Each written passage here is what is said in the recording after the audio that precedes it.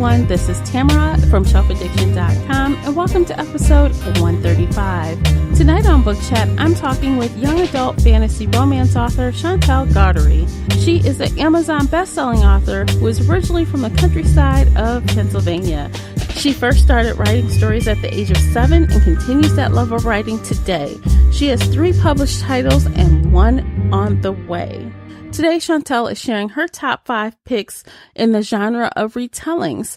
So if you already love the retelling genre, or if you're looking to try a new book out in this genre, you'll want to stay tuned and hear the recommendations that Chantal has to share today. If you enjoyed today's episode, please like and share it. Show your support by rating this podcast and leaving a positive review on iTunes or wherever you listen to podcasts. The podcast can also be found on the Spreaker app, the only place where you can get broadcast notifications so that you never miss a live episode. If you'd like to email in feedback or questions, feel free to reach out to me at info@shelfaddiction.com or call in and leave an internet voice message on SpeakPipe. I look forward to hearing from you. The link is below in the show notes. Hey, Chantal, thank you so much for joining me today. How are you doing? I'm doing well. Thank you for having me today. Of course. So, like I was telling you a little bit ago, I like retellings, and it's been a while since I've gotten any retellings recommendations. So that's why I thought you would be the perfect person to share with us your top 5 retellings recommendations. Well, I'm really excited to share them with you. Thank you again. I mean, retellings are they're definitely my favorite genre. I kind of grew up just reading them when I discovered I'll start with my number 5, Beauty by Robin McKinley. That was my first retelling that I ever discovered in the library when I realized like people actually write about fairy tales. So that was my first introduction to the world of fairy tale retellings. Now, when you read Beauty by Robin McKinley, were you a child? Like, were you in middle school or were you kind of older? I was in, I think I want to say 8th grade, so I was 13, 14-ish. Okay. I just asked that because, like, randomly, I literally just read that as a full-grown adult for one of my book clubs. Oh, really? And I don't know. I mean, I do think that's a really fun, unique retelling. But, I don't know. That feminist vibe is missing that I like so much. I just... Yeah. I mean, I guess for a young person like me, when I read it, it was like, wow, I'm just so enthralled with the imagery and the descriptions and the fact that someone just wrote a book about Beauty and the Beast and that it wasn't Disney. So yeah. I'm sure if I were to read it as an older adult now, I would probably tend to agree with you, only because that's kind of what I look for now in books myself is this character strong, or is the female character strong? Does she really need to have that prince come in with a sword and save the day, or can she do it herself? Yeah, for sure. So you guys, this one is definitely, I think, YA, right? It's definitely in the YA arena, being that it's on the, teen shelf, I guess. Yeah. I guess we can just tell a little really, really quick what's different about this book from the original, I guess, the Disney version of the story. So Beauty actually focuses more on the original story that was it wasn't Grimm Brothers. I want to say it's Charles Perrault. But Beauty has 2 sisters, and they're evil, or they focus on their beauty, and Beauty doesn't focus on that at all. She focuses more on being the homebody to her father. And interesting enough, the new version of the Beauty and the Beast film that just came out in Disney, they kind of did a little nod to the original story where the father goes to bring back stuff from the ship, because he was a ship merchant. And, and Beauty asks for a rose while her other sisters asks for, dresses and expensive stuff, and they don't get that, but and that's why the father goes to get the rose. And the Beast is like, if you don't come back, then I'm going to get you and you're going to die. And so Beauty goes for her father. I can't speak tonight, apparently. But yeah, it's really similar in that sense that it's just a different way of Beauty getting to the castle. Yeah, well, that movie was really popular, but ironically, I did not see it. Like, Oh, but I heard everyone loves it though. I did. Yeah, I loved it. I went and saw it 6 times. Wow, 6 times. Yeah, I'm a huge fan of Beauty and the Beast, so I went 6 times. Oh my goodness. Okay, so side note, before we jump into your number 4, and I hope now you guys, I have not seen her list, so hopefully this is not on her list. If it is, sorry. But did you read the most recent 2 of the Sarah J. Maas kind of interpretations of Beauty and the Beast? Well, at least the first book anyway. It was called Court of Thorns and Roses, I think was the first book. Yes, I have read all 3 of them, and the first one is on my list. Oh my gosh. Oh, I'm sorry. No, it's okay. No, I loved it though. I really did love it. Yes, it is one of my favorite books. Highly influential for me. I want to be an author just like her. And I love that she's from Pennsylvania, and so am I. So I'm hoping like some of those good vibes like transfer over to me. Oh, absolutely. Okay, I'm sorry. I did not mean to rain on that parade there. But okay, let's move on to number 4. What's your number 4 slot? So number 4 is a book called The Rose and the Beast. And it's actually a collection of short stories that are all fairy tale related. I just remember, I haven't read this book in, oh my gosh, a long time. So I can't really tell you what I loved about it so much, but I think it was during that age where I was finding out that people were writing retellings, and I ate them up. I ate them up like cereal. I just wanted more and more. So that was definitely one of my favorite books that I remember carrying around with me for like a year. I would go to the library, check it out, and recheck it out over and over and over again. Wow, that sounds like a good option for people who want to dip their toe into that subgenre, and they haven't before. Right. Yeah. Cool. Yeah. Okay, so what's your number 3? Number 3 is East by Edith Patel. I always say her name wrong. It's actually based on the fairy tale called East of the Sun, West of the Moon, which is also kind of what A Court of Thorns and Roses, in my opinion, is kind of based off of as well. It's in the genre of Beauty and the Beast, where there is a maiden who has to, she ends up living with a bear / beast and falls in love with him, but she can't see him during the night. He turns into a human and she's not allowed to see him. And when she goes to visit her family, her mother gives her this candle, this magical candle, and tells her, you should light the candle and see who's exactly in your bed or in the man's bed, and she lights it and she finds him, and then he has to be taken away by this troll queen who is in love with him. And that's the gist of the story. Fairy tale wise, the book is divided into different points of view: father, brother, the girl, the troll queen. And it's beautiful. I read that when I was like a 11th grader. And I think that was when I started to feel like, oh, I really want to write a book like this someday. And I want to write a book about Allerleirauh like this. So, I have not heard of that one, but that sounds really interesting. So I think I might add that to my TBR. That list is so long right now. It's crazy. Yeah. I'll add another one.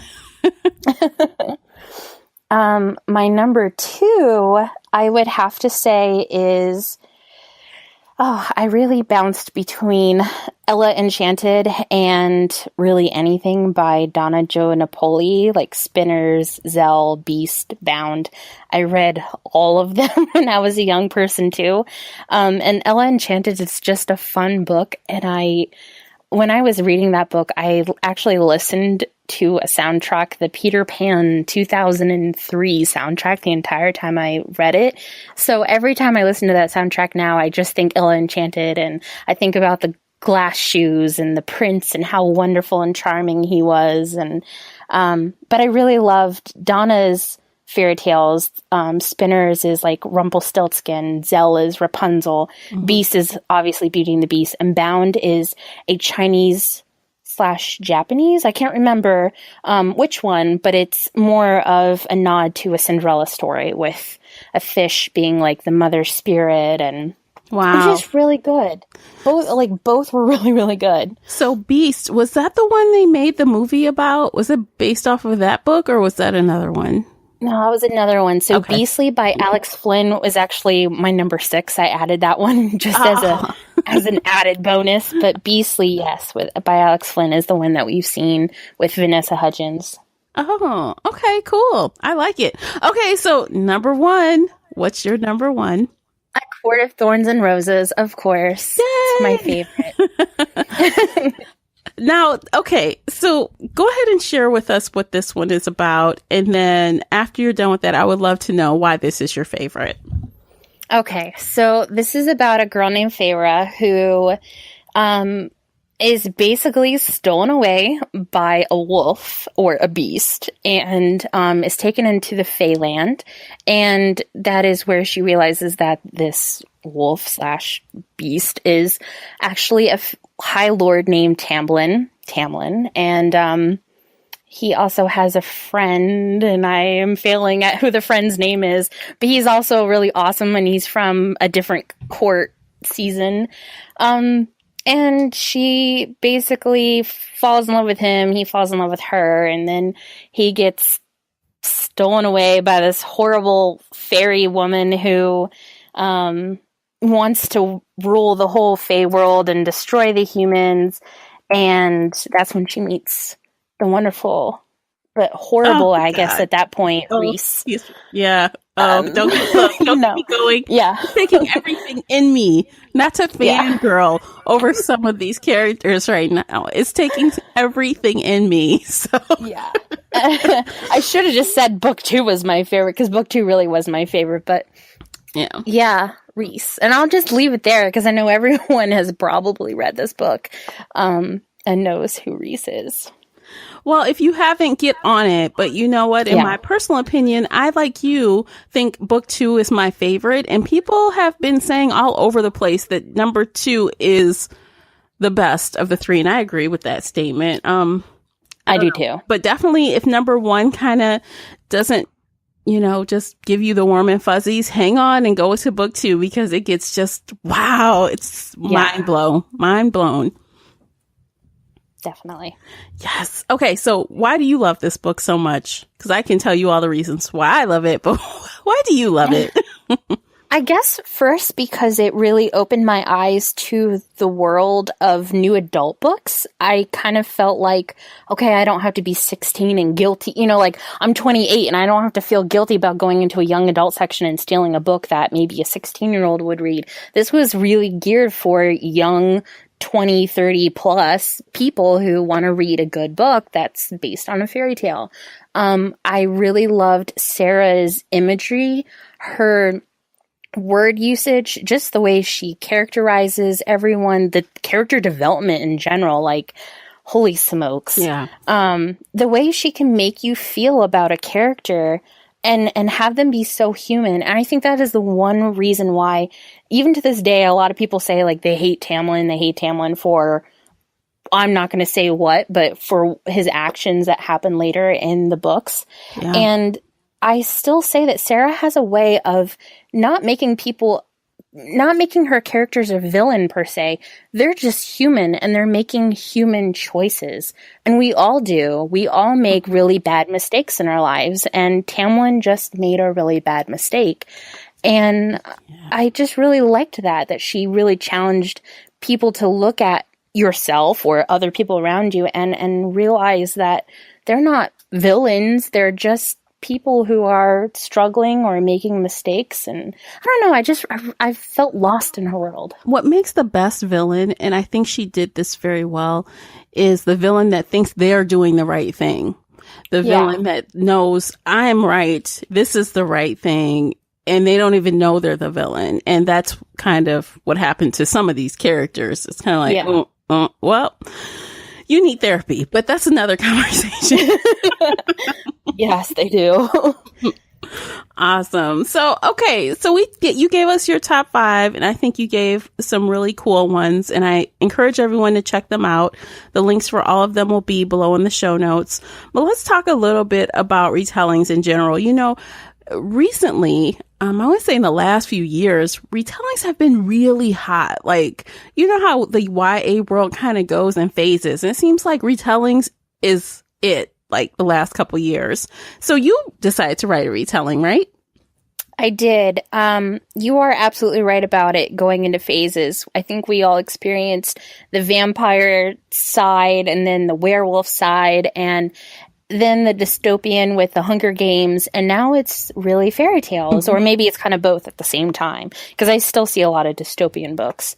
And I will be honest with you, I have had this story in my mind and in my heart since I was a little girl. And I know that probably sounds really weird if you read my book and you're like, wait, what? But my dad actually bought this VHS for me when I was little, and it had this cartoon version of this story, very kid-friendly. And I just loved the dresses and the prints, and I really, really wanted a book that was about that, or a movie that was about that, and I could never find it. So when I was in college, I tried to write my own version of it, and it just wasn't the right time. And then, I want to say like 4 or 5 years later, I spit this book out, and here it is. Okay, so tell us the title, because I think I will mess it up. So just share with us the title of this book. I will. So I call this my American version, or the English version. I call it Allerleirauh. German people will call it like Allerleirauh, or they have that raspy, they got it going kind of accent that I just don't have. Mm-hmm. But Allerleirauh is the way that I say it. Okay. So is this just, first tell us what this is based off of, because I am not familiar with the fairy tale that inspired this book. So can you tell us a little bit about what the actual fairy tale is that's the original, story? Yeah. So the Brothers Grimm, they wrote this story, and it's called Allerleirauh. There is also another story called Donkey Skin, which is really similar. And I think that was more of the French's version of the story. But the Grimm brothers do you want me to tell you like what the fairy tale is? Overall, just a general, because honestly, I had not heard of this, and I'm familiar with some of the, Brothers Grimm fairy tales, but not all of them. So obviously the Brothers Grimm, we know it's kind of like a dark, not really, so it's not candy and roses and rainbows. It's like kind of scary. Yeah. So I'm not familiar with this one. Okay, so Allerleirauh is about a princess. Her mother dies, and right before the mother dies, she says to her husband, "You can't marry anyone unless they have my golden hair," or in some versions, "You can't marry anyone who isn't as beautiful as me." And then the king, and I think that was the way of the queen trying to say, like, don't marry anyone. But he decides to try to find someone who has her golden hair. And with all the time that is spent trying to find this bride, his daughter grows up and she has the golden hair, which obviously is a very uncomfortable situation. And he decides that he will pursue her. So the daughter says, "I won't marry you unless you can make me these gifts. I want a dress made out of sunbeams, moon rays, star dust, and a coat of 1,000 furs," which Allerleirauh translate to all, something about all furs, or all 1,000 furs. So she's asking for these gifts, hoping that he'll never be able to fulfill them, but he does. Oh no. So so she takes the coat and her gowns. She actually sticks them like in walnuts. And she also, in the original, she also takes like a spindle, like a little golden spindle, like the size of your thumb, a ring, and there's something else that she takes with her.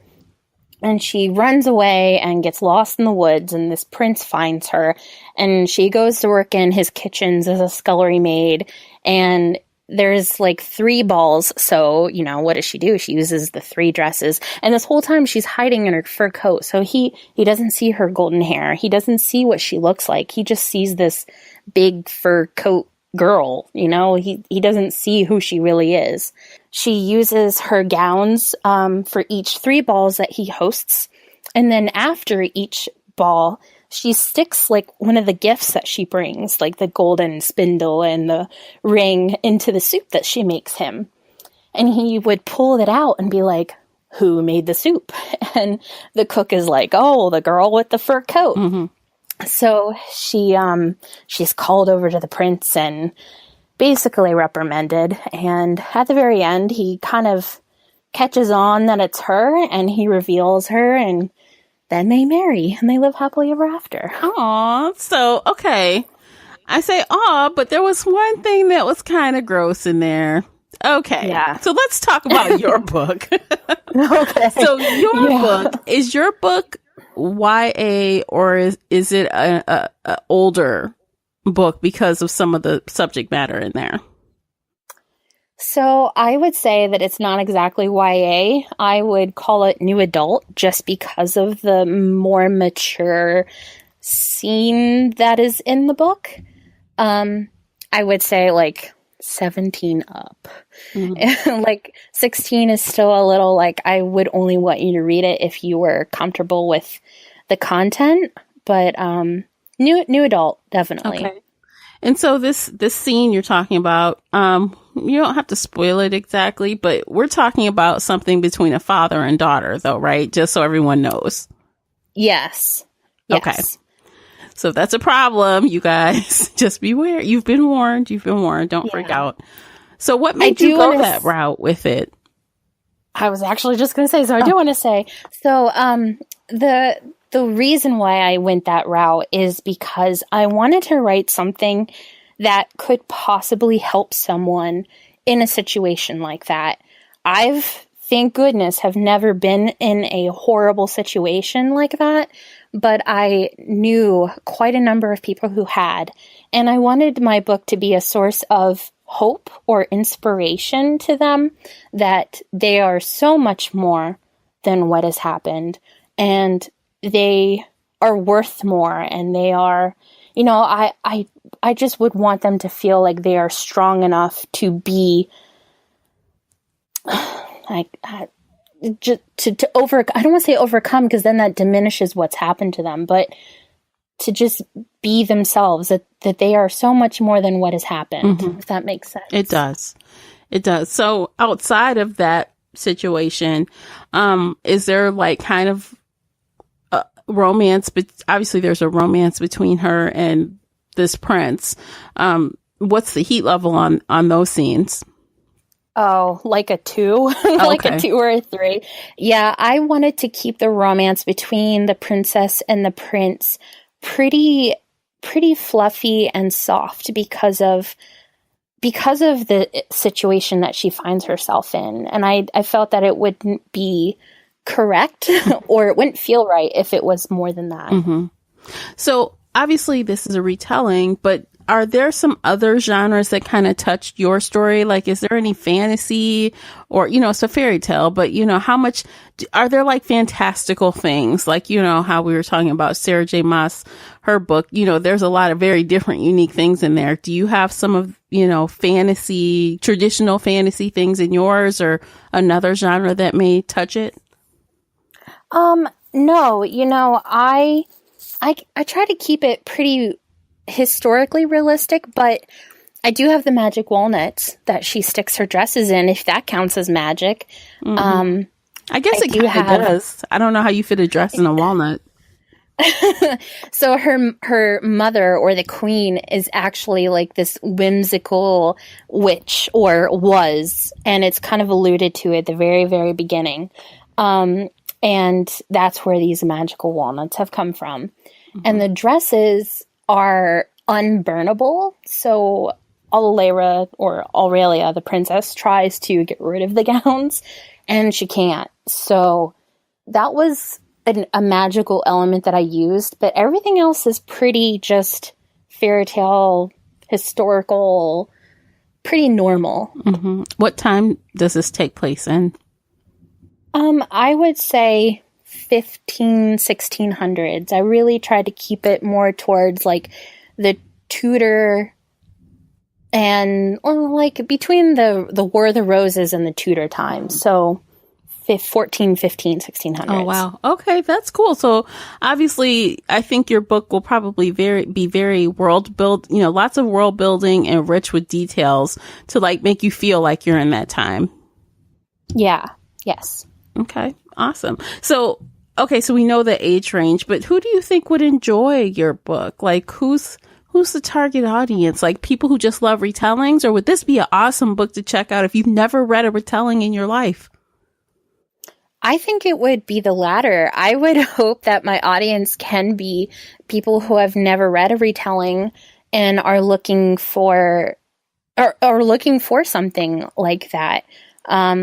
I have had a few people already say they've never read one before, and they've read it and they were completely awe-inspired and wanted to read more. And I was like, here, go read some more. Here are some of my favorites.